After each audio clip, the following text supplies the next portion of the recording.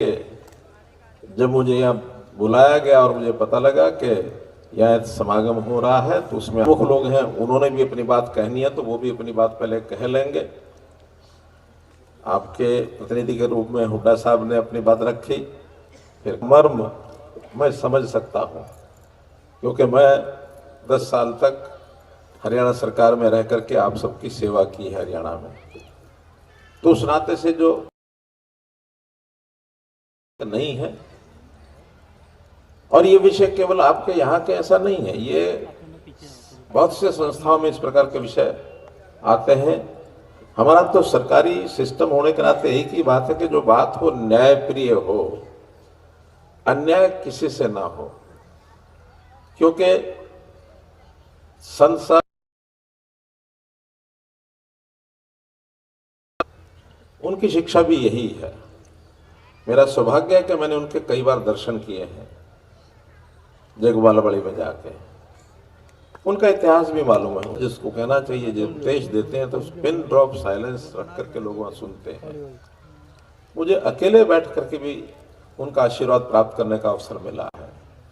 हमको भी बताते थे कि सत्ता में बहुत सी कठिनाइयां हैं, बहुत से प्रलोभन हैं, बहुत सा रास्ता फिसलन वाला है, कब सत्ता इसका ध्यान रखना है। ये समाज अपना है, ये परिवार है, इस समाज को परिवार मान करके तब उनकी सेवा करें। तो ऐसे बहुत बार उनका मार्गदर्शन मिला, उनके दर्शन किए। आज भले वो शरीर रूप से हमारे बीच में नहीं है, लेकिन उनकी शिक्षा हम सबको लगातार प्रेरित करेगी, ऐसा मैं मान के चलता हूं। आज इस मंच पर तो मैं अपने वाली बात जो कहूंगा इसी के साथ जोड़ करके कहूंगा कि देश में लोकतंत्र है और लोकतंत्र के नाते से अलग अलग पार्टियां हर 5 साल के बाद एक ही अवसर आता है कि शासन व्यवस्था कैसी हो। हमको एक अधिकार मिला हुआ कि अपने 5 साल के लिए शासन व्यवस्था को हमने चुनना है।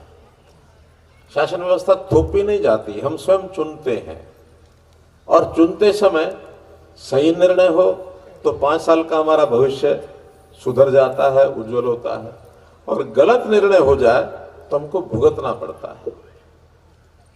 दिल्ली के लोगों ने लगातार 2 निर्णय ठीक नहीं किए, जिसके कारण से यहां लोगों को भुगतना पड़ रहा है। लेकिन समस्या एक और भी है, उसमें दोनों तरह के लोग होते हैं। कुछ लोग ठीक से निर्णय कर पाते हैं, कुछ लोगों को उस प्रकार की जानकारी समझ नहीं होती है। लेकिन क्योंकि वोट के द्वारा फैसला होता है और कोई युद्ध नहीं है, कोई लड़ाई नहीं है, वोट एक आदमी का एक ही है। चाहे कितना ही समाज प्रेमी हो, कितना ही वो सेवा प्रेमी हो, कितना ही वो धर्म प्रेमी हो, वोट उसका भी एक है।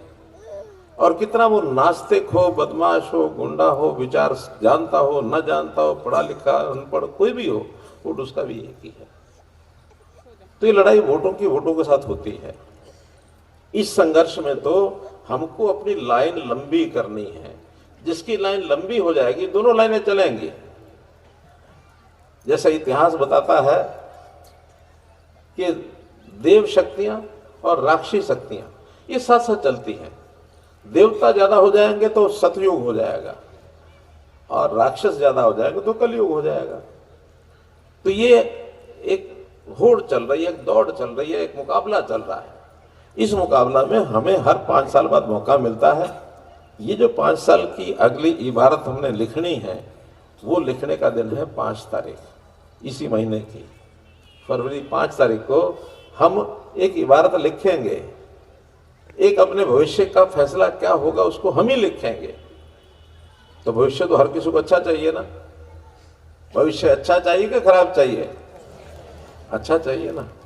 तो जब अच्छा चाहिए तो फिर हम, हमारा परिवार, हमारे रिश्तेदार, हमारे जानकार, साथ काम करने वाले, पड़ोस में रहने वाले, सबको, क्योंकि सामूहिक काम है, एक एक आदमी का नहीं है। ज्यादा लोग अच्छा चाहते हैं तो मोदी जी का नेतृत्व, भाजपा का नेतृत्व, अच्छे काम करने वालों का नेतृत्व, आप लोगों के जिनसे हरियाणा से संबंध हैं वो हरियाणा की पिछले 10 साल की शासन की बातें जरूर जानते होंगे। हरियाणा की जनता ने 10 साल अच्छा शासन देखा, तब जाके अगले 5 साल के लिए भी भविष्य भारतीय जनता पार्टी के नाम ही लिख दिया। अब 15 साल पूरे हो जाएंगे, क्योंकि जैसे कांग्रेस की उससे कृति 2014 से पहले थी हरियाणा में, किस प्रकार की भय का वातावरण था, कैसे भ्रष्टाचार खूब चलता था, कैसे लोगों को अंधेरा ही अंधेरा दिखता था, किसके साथ कब अत्याचार हो पता नहीं लगता था। लेकिन हमने आने के बाद सब रास्ते ठीक कर दिए। ईमानदारी के नाते से तो वहां का युवा आज इस बात के लिए तैयार हो गया कि अगर अपना भविष्य अच्छा बनाना तो पढ़ाई लिखाई करो, बिना पढ़ाई लिखाई कुछ नहीं होगा। लेकिन 10 साल पहले पढ़ाई लिखाई पर नौजवानों का भरोसा ही नहीं था, सोचते थे पढ़ लिख के कौन सी नौकरी लग जानी है। आज हर किसी को लगता है पढ़े लिखेंगे तो नौकरी लगेगी।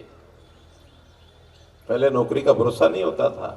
एक चुटकुला चलता है, मजाक चलता है, सुना होगा आप में से किसी ने, कि उस समय में जब परीक्षा देने के बाद एक इंटरव्यू भी होता है, तो इंटरव्यू में नौजवान जाता है, जो इंटरव्यू लेता है उसके सामने बैठता है। इंटरव्यू लेने वाला प्रश्न करता है, सवाल करता है कि बताओ कि ताजमहल कहाँ